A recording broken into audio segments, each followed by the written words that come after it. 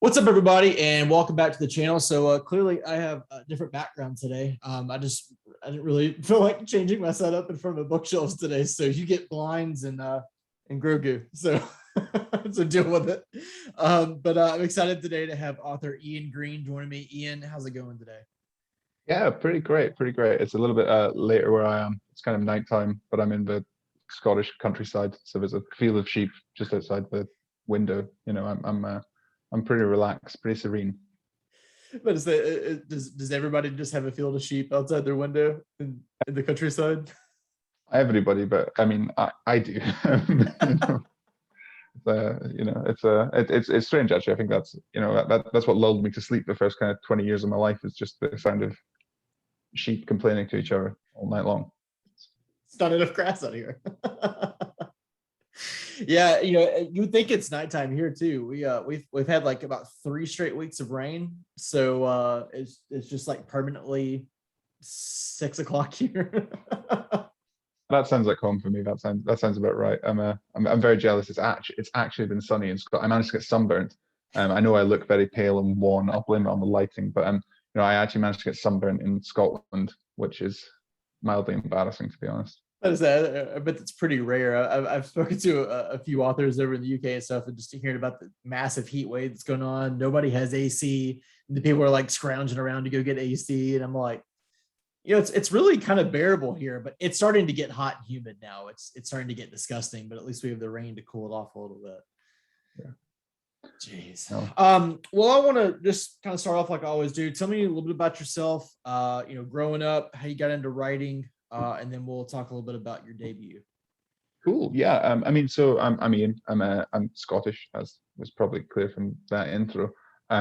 I grew up in Aberdeenshire, which is kind of northeast of Scotland, and spent most of my childhood kind of clambering around varying castles and ruins and bits and bobs. It's a very where I grew up is right next to the castle trail, which is this kind of scenic trail around all these ruined medieval castles. So you can kind of within a kind of 45-minute drive, you can find just these incredibly epic castles and locks, and there's the sea, there's glens, there's all this kind of stuff. So I spent a lot of time outdoors, and I think that combined when I started getting into fantasy and started reading fantasy, I really Tolkien's one of the first major fantasy books I got into, as of many people. But like Lord of the Rings, actually from that nature writing really spoke to me because it's very if you reread Tolkien, it's really good nature writing. He's got these incredible sections, and sometimes people are like, oh, it's just this boring description. It's like, no, man, like this is such on point. Like go outside, go and look at a river or something, and this is what a river looks like. And he's managing to conjure this from words. It's incredible.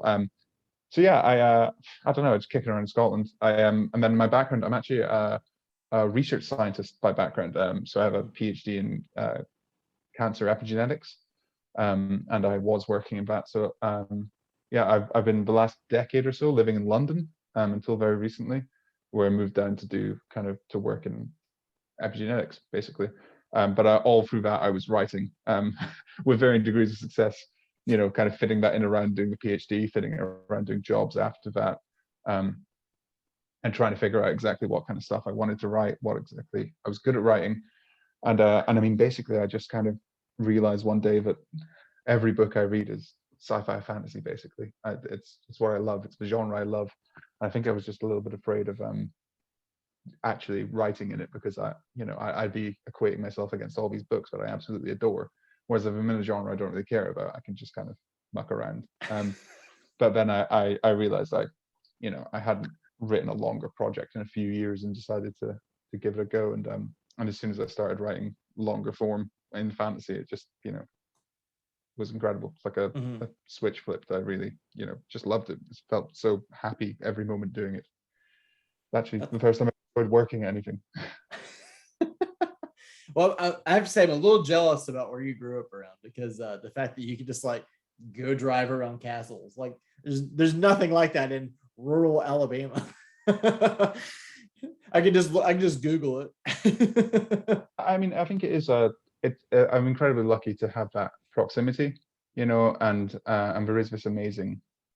I mean, when you're a kid, I think wherever you're kind of a kid or a teenager, you inherently rebel against that place, and it is, don't get me wrong, it's gonna be pretty goddamn boring. Like there's not the if you're, you know, like there's not as much of a music scene, or, you know, quite as lively scene as there are in some big cities. And I don't know, it can have its challenges, but the kind of wilderness and the outdoors are so beautiful around here. And you know, I mean, depth of history, I guess, is so kind of ever present. You know, you'll go along. There's this little hill where my grandma used to live, and the little hill on the edge of her village that's called Benahee.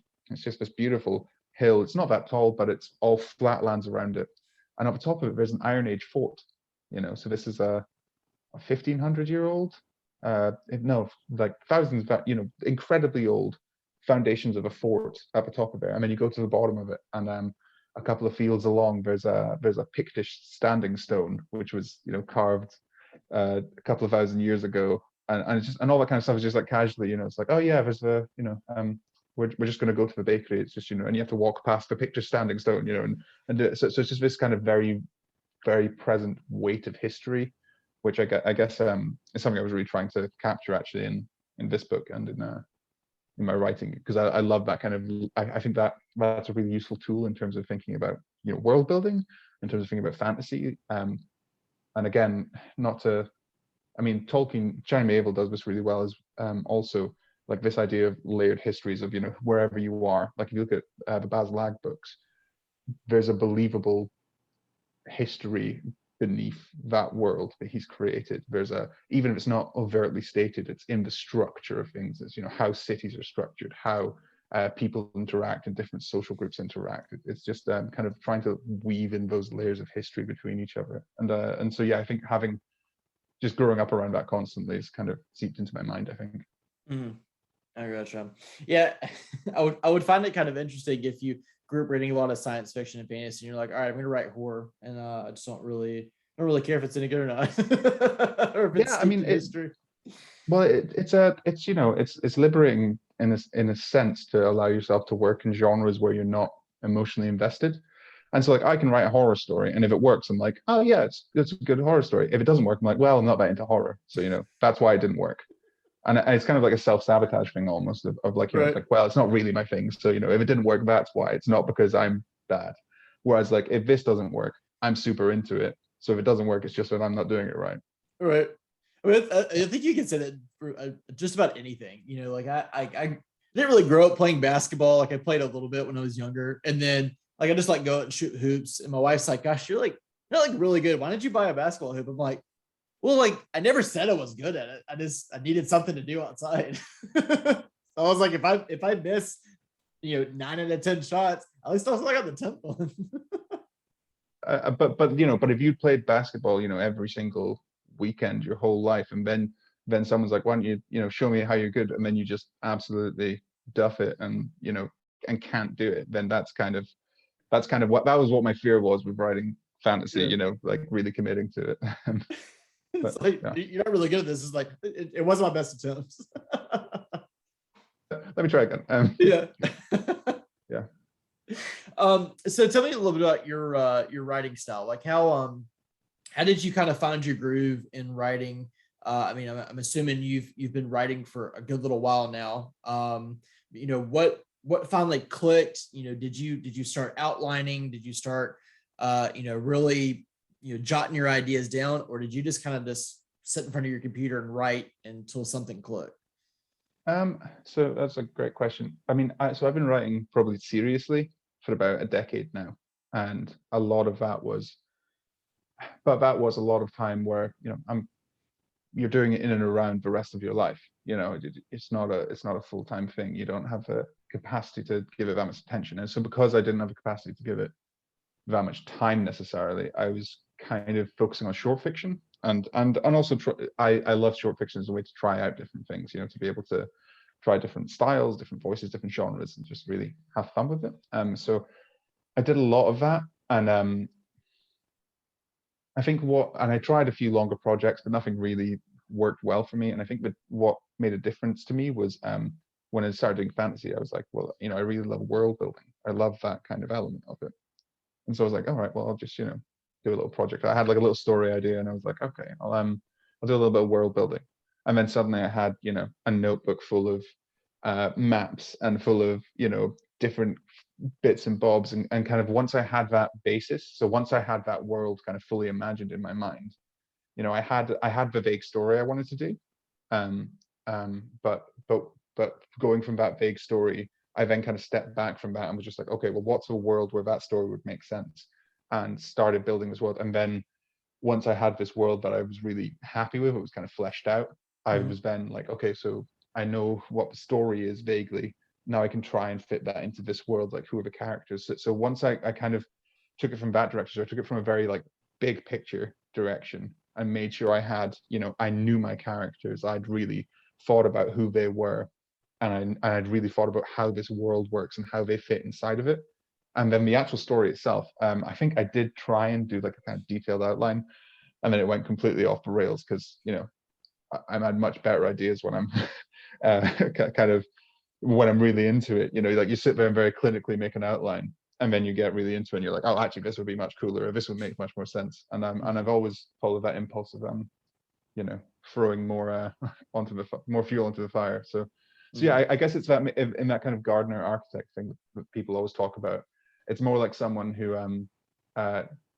you know, did a lot. I like to think of myself as a landscape gardener. You know, kind of broad strokes. I'm not futzing around with little flowers and stuff. But I want to, you know, make big worlds and then play around with them. But I'm terrible at sticking to plans. I always end up going off in weird directions. So you know, you just have to, at a certain point, you have to embrace that and just say that's how I work. Yeah. Yeah. Do you feel that your characters tend to take you in a direction that you don't expect? Yeah, because I think when you reach those kind of decision points in books where it's like, how does this character react to something? By the time you've reached the decision point in writing, you know, because when you're writing your outline, you're like, oh, this is my character, this is my outline, and this is how they'll react in this situation, and the plot will go off in this direction. But by the time you've actually reached that, you spent so much more time with the character. You've spent, you know, tens of thousands of words with the character, like many hours thinking about them. And so actually you reach this decision point, you're like, I'm not sure if it would do that. You know, I think they'd go and do this other thing. And because it's potentially like my character is very different than I am, you know, so it's at that initial planning stage, it's easy for me to just kind of be like, oh, well, what would you do in this situation? It's like, it doesn't matter what I would do. It matters what this character would believably do. And so I find the best way to do that is to just kind of, but that means, you know, that's quite a nice position to be in, because I can just kind of throw them towards those decision points. And then if I reach that and I'm like, wait, that doesn't sound right. Okay, I'll just, because I haven't committed too strongly to a kind of plot structure or whatever, or a narrative structure, I can just say, all right, well, that's what happens, and they go off. All right, yeah. Can you talk a little bit about what we can expect in the Gauntlet and the Fist Beneath? Well, you know, and I know that there's already been a special edition that's been out since the end of, I guess, the end of this month, and then your actual big release date is next week, and then you've got a U.S. release date, which comes out in September. So, but tell us a little bit about the book and what readers can expect going in. Yeah, so I mean, it's very much epic fantasy. You know, it's quite pacey. It's very action based. I mean, the plot. So the whole concept of the book was inspired by. I was working on a different project where I was working on UFOs because I was writing a short story about UFOs, and I ended up going down this rabbit hole of like historical UFO sightings. And I found this great woodcut from Nuremberg in the 1500s, where all these German citizens had like this mass sighting of these crazy lights in the sky. And so I just kind of got hooked on this idea of like essentially medieval peasants, or your kind of standard fantasy setting peasants. And then a UFO comes over and like, you know, and that kind of stuck with me as a kernel. And so, and then I, you know, I was playing around with a lot of different ideas. And essentially it's a big epic fantasy. It's very action orientated. It's you know, it's a woman whose child is abducted and she has to save her, and that's the kind of main narrative for us. It's someone who's trying to save their child. So there's this kind of timed element to it of, you know, there's an element of stress, there's an element of you know, trying to move forward quickly. And but then in terms of world building, I didn't want to just, you know, do your standard medieval European, you know, Game of Thrones style fantasy world, like Britain, but polish the serial numbers off. Like that didn't really do much for me. What I wanted to do was, I mean, I wanted to do a couple of different things. One is I wanted to build the actual world, like the geography, you know, the climate. I wanted it to be very epic, you know, like up in Scotland, if you go to the West Coast especially, like you feel like you're at the end of the world. You look out and there's nothing but sea forever. The mountains are basically like these ridiculous bogs of peat, stitching together these huge mountains of granite. You know, it's a very harsh landscape. It's very beautiful, but it's very harsh. And so I wanted to kind of take that idea of this very harsh landscape, and I wanted to build a kind of unique world on it. So I kind of went back to very basic principles of you know, society. So I spent a lot of time looking at different societal structures around the world and how societies develop, and I ended up with this focusing on this kind of very militaristic society. But then I was like, well, how does that develop? And it just leads into this whole history of the world, and I think what I've ended up with, it's very inspired by kind of Celtic animism. So, you know, pre-Roman occupation of Britain, that style of worship and spirituality and so on plays a heavy role. But it's kind of thinking about what, I guess, what a medieval technology level society might look like if you didn't have those waves of monotheism, if you didn't have, you know, if the Romans never came, if the Anglo-Saxons never came. So it's very much second world fantasy, but it's taking a different base metric than your normal, you know, medieval Europe. It's a very unique, I think is the word, strange setting, but hopefully it all coherently makes sense. You know, it's so I mean, the broad strokes are the Gauntlet of Fist Beneath. It's epic action fantasy. There's a lot of there's some very cool, what I think is very cool world building and like interesting bigger themes and stuff, you know, like state-based, the cyclical nature of state-based violence and stuff like this, and you know, revolutionaries becoming oppressors, and you know, all that kind of fun stuff. But the main core of it is a woman whose child has been stolen and she has to get them back, and it's just her basically kicking teeth in to make that happen. So, you know, nothing wrong with kicking teeth in. Way of kind of, it's like all that kind of big picture stuff. Basically, it's a book in which there's a scene which I think is like a fist fight with a pack of wolves, and like if and I think there's two types of readers in the world. There's people who, where you say that sentence and they're like, oh cool, and then there's other people, and I don't, you know, if you're not into that, I don't know what I got for you, man. You gotta maybe this isn't for you. Tell me about the creation of the rotstorm. I know that's kind of a big thing that goes along throughout the story. So where was its influence and inspiration from? Yeah, I mean, so the rotstorm is essentially you have this kind of country of people, the Undel, who are enslaved, essentially. You know, they're subservient to this empire, and they manage to rebel, and they manage to rebel partly by recruiting in a god, essentially, you know, this kind of huge animist spirit to fight on their side. And so there's this kind of this war between gods as a proxy war between these nations. But when it finishes, this kind of final blow is the destruction of this empire. And where it stood is just this endless, unceasing nightmare of storm. It's, you know, it's lightning, but it's arcane kind of magical lightning. It's mists that'll burn your skin off. It's, you know, endless wind and rain, just like a place you couldn't really live. And one of the things I wanted to do, you know, because I have I've got a background in, you know, biology and genetics and evolutionary biology and that kind of stuff, I wanted to deliberately make a world which was not born out of that kind of evolution. Because there's an element of world building where you're like, everything has to make sense. Everything is built on something else. But the rotstorm is outside of that order. It's something where it's just like, it's a god's nightmare. It's like every bad thought that this already unknowable, strange animist deity has ever had, you know, made manifest. So it's, you know, there are things in there where it's like, evolutionarily, that doesn't make sense. It's like, no, but it's horrible. And if I was just trying to punish you, that's the kind of stuff I'd make up.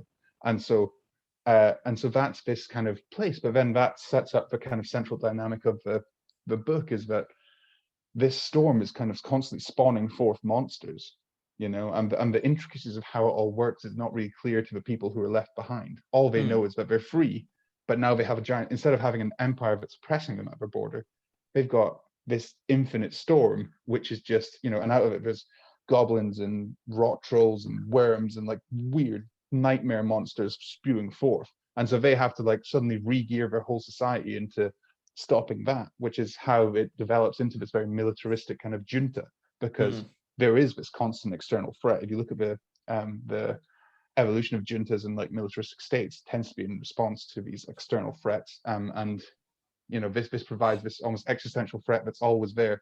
So there's always an excuse as to why the military needs more power. It's because, you know, if we don't have power, the monsters at the border will wipe you out. And to an extent, they're not wrong. You know, they are, these monsters will come, they will, you know, burn your town down, kill everybody, and then and you'll have a terrible time. And so yeah, it was kind of this I guess this central idea of like, how do you make a sympathetic junta? How do you make the militaristic, you know, police state in essence? How do you make them the good guys? And I mean, I'm not sure if you can, but that's one of the ideas of how that world started. But yeah, the rotstorm is sorry, I'm digressing off on tangents. Please stop me when I do. But I'm asking for inspiration. It's I was doing some hiking in the west coast of Scotland, and I think I spent 24 hours sat inside a tent because the rain was so bad outside, and I was kind of stuck between two valleys, and I was meant to go between these two valleys by hiking up over this little dip between two mountains, and my map was kind of like, okay, where's this little dip? It's like, well, it's next to the waterfall. You kind of look outside and it's raining so hard, and the mists have all kind of descended, and it's raining so much that everything's a waterfall. Like every mountain is just waterfalls. Everything. It's like nature is trying to kill you, and which is it wasn't. It was a bit of a rainstorm. I'm just a bit soft, but I kind of expanded that out into, being a little bit more heavy. I gotcha. Well, if you're up for it, would love to hear a little bit of a reading that you've got prepared. So I'm gonna shut my video off, and you just take it away, and then we'll rejoin once you're finished. Cool. Right. Great. So this is from the prologue of the Gauntlet and the Fist, the Gauntlet and the Fist Beneath, and the prologue is called "In the Shadow of the God Wolf." Flori and Janos crouched in the shadow of the dead god and watched the demons. The whipping winds of the rotstorm pulled at their armor and tunics, and the mists burned at their eyes and soaked the scarves around their mouths. Above, the bones of the god wolf Lothal loomed, black ribs thicker than tree trunks curving out of the ground, a skull the size of a barn half buried in the peat. The ground was wet, stumps and hillocks of dark earth cut through by rivulets of ferrous water, all of it entwined and enmeshed by carnivorous rotvine. The rotvine creepers probed and sought sinuously for a life they could feed on. Sporadic lightning, cutting through the roiling cloud, cast light over the skeleton and the mire below. Flore pressed her gauntleted hand down onto a rotvine creeper that was snaking through the back of Janice's leg, and it crunched and squished between her armored fingers. The remnant of the vine hastily withdrew into darkness as she wiped the residue onto some limp grass and stared upward again. The bones drew her eye, again and again, and she remembered children's tale of a great wolf at the head of an army, bearing chains and woe. I didn't think it was real, Janice said, his voice struggling against the wind. Not truly. Flore pushed his shoulder and raised a hand to her mouth, hidden as it was by her scarf. Janice nodded and fell silent, and they continued to watch the demons. There were 3 of them, lanky men or women whose legs and arms had too many joints, taller than the tallest human by a head at least, robed in black and hooded against burning winds. High above them the rotstorm surged, clouds of jet black infused with streaks of gleaming purple lightning that cast a pulsing glow over the rolling landscape. There was enough light that Flore could see her prey silhouetted against the night beyond. Crowmen, once human, corrupted by the deep rotstorm to monsters with arcane power and horrifying appetites. Aberrations in the sky. The 3 hooded demons were floating 4 foot from the ground, circling around a chunk of amethyst crystal hovering between them that gleamed with black and white light. On the ground past them, perhaps a dozen squat goblins with rough grey skin and black orb eyes were arguing in a guttural tongue, fighting over scraps of what might have been meat, with stone knives and wooden spears in their hands, chittering and growling in turn. They had no sentries. Most of the goblins were pawing over the meat, but a few were arguing over scraps of metal they'd salvaged from a soldier nearby, a skeleton. They were hissing past row after row of serrated teeth as they tugged dull bronze back and forth between them. The ground under Lothal's bones was scattered with dead soldiers 3 centuries old, most gone to dust, but some preserved by the waters, the peat, or some aura emanating from the dark architecture of the dead god. Florey wasn't sure which. Past the demons and the goblins, a rot troll, twice the size of a bullock, snored as it slept, half submerged in a deeper stream of rust-red water, grey pebbled skin cast over an immensity of muscle and bone. Past that again, a single human sentry with a guttering torch, her body bundled against the acid mist as she gazed into the night. Behind the sentry, there were maybe 20 or more behind the sentry, there were maybe 20 or so more rust folk hunkered into crude animal skin tents. Florey took all of this in and breathed out through her nose, rolled her shoulders. 20 rust folk, a dozen goblins, a rot troll, 3 crow men. The rest of her squad would even then be snaking their way through swamp and hell, led by Benazir, heading back towards the safety of the storm castle. Mission abandoned. Florey rested her hand on Benazir's silver dagger tucked in their belt and bit her lip. All she could rely on was the mage, that he was truly as powerful as he believed. She pointed at Janos, and then the rot troll and the rust folk beyond, and then pointed at herself and the crow men hovering around the amethyst, and the goblins. Janos took one gauntlet hand and grabbed her by the shoulder and leaned in close. Keep the crow men away from me, and the rest I can handle. If we die, he said, his breath hot against her skin even through his mask, I owe you a drink. Florey turned her gaze to his and looked long into his eyes, dark in the strange light of the rotstorm. An overhead thunder rolled, and the rain began in earnest. She pulled her scarf down and turned her face upward. The scarf wouldn't do any good against the downpour, and the rain might even wash some of the residue of the acrid mists from her skin. She felt the rain's icy tendrils cover her in moments, through cropped short curls of ashen hair to her scalp, through the stained red cotton of her tunic and her armor, down to her core. The rain beat down, and the furthest of Lothal's ribs was already lost to sight. She turned back to Janos and licked her lips. The rain tasted like copper. How about we kill everyone, she said, feeling her mouth twitching with a shadow of a smile, feeling the thrill of it all filling her every nerve, her heart a war drum in her chest. And then we do some jokes. Florey drew her sword. That's the excerpt I prepared. And then, violence. And then more things and more stuff. I'm gonna say it was perfect because like thunder was rolling in the background while you were reading this. That was perfection on my end. I'm sure you planned that. It's good. Oh yeah. I was like, okay, it's gonna rain Tuesday. It's got to make sure it's in the afternoon. We definitely didn't reschedule this twice.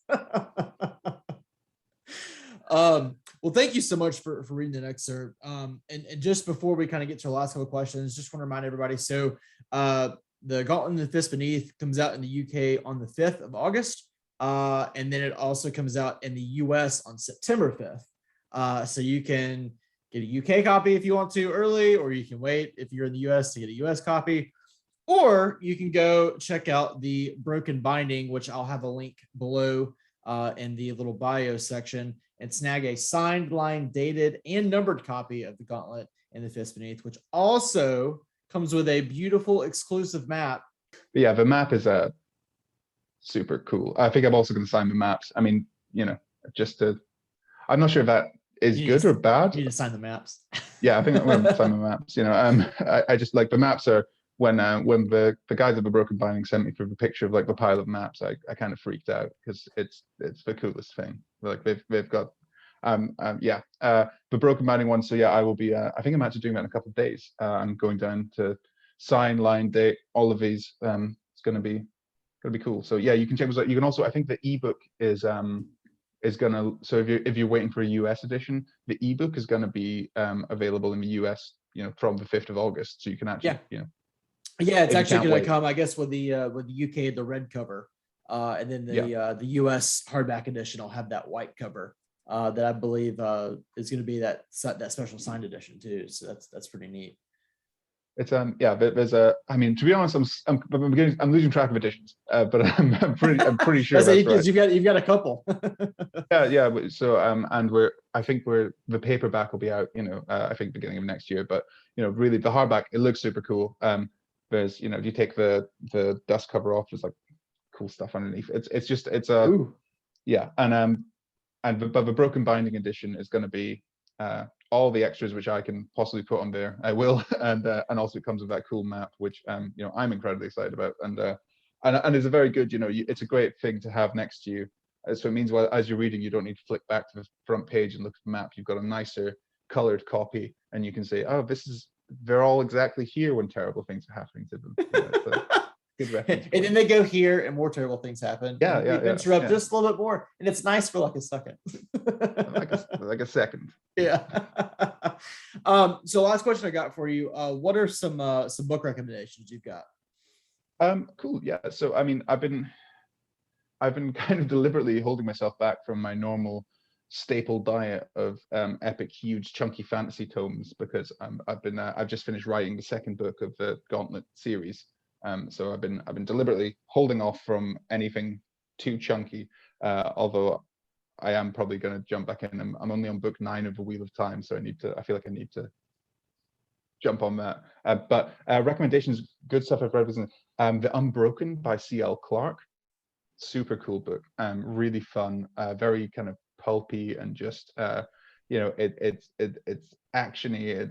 It's a lot of fun. It's a great little fantasy, and I can't recommend it highly enough. And the other one is Mexican Gothic by Silvia Moreno Garcia, which is kind of, if you look at those like Gothic novels, you know, like Wuthering Heights, where it's all creepy mansions and slightly posh people being terrible to each other. Mexican Gothic kind of reskins that for kind of early 20th century Mexico, and does some absolutely amazing things. So I think the first half of the book just feels like this absolutely classic Gothic novel, but then it goes in some directions, and it's great fun. Yeah, I massively recommend. Awesome. Yeah, I've read The Unbroken. It was really, really good. I definitely recommend that one. Mexican Gothic is one that I've heard about, you know, for like, it seems like forever now, that I still need to get to. So thanks for the recommendations. I'll definitely check them out. But Ian, I just want to say thank you so much for coming and chatting, and especially with how freaking late it is where you are. So I appreciate you being able to accommodate. It's getting very dark, but you know, I'm pretty far north, so it stays quite light. You can still just about, you know, it's not quite full dark yet. So, you know, as long as it's not dark, you can still see the sheep a little bit. A wee bit, aye. But yeah, I mean, it's honestly, it's one of the surreal things about being this far north is like in summer the sunset, like in midsummer the sun sets about midnight, and then it gets light again at about 3:30 in the morning. So, you know, like now, tomorrow morning dawn will be a really ridiculous hour. So, yeah, it's an interesting place to be. Yeah, I gotcha. Well, so the Gauntlet, the Fist Beneath comes out very soon for everybody. I mean, again, you know, you can get it in the UK on the 5th. You can get the ebook in the US on the 5th, or if you want to wait for the hardback in September, you can do that. Ian, best of luck with the release. Best of luck with the signing that you're going to be doing at the Broken Binding. And we look forward to more, and let's do this again. Absolutely, anytime. Thank you so much. Absolutely.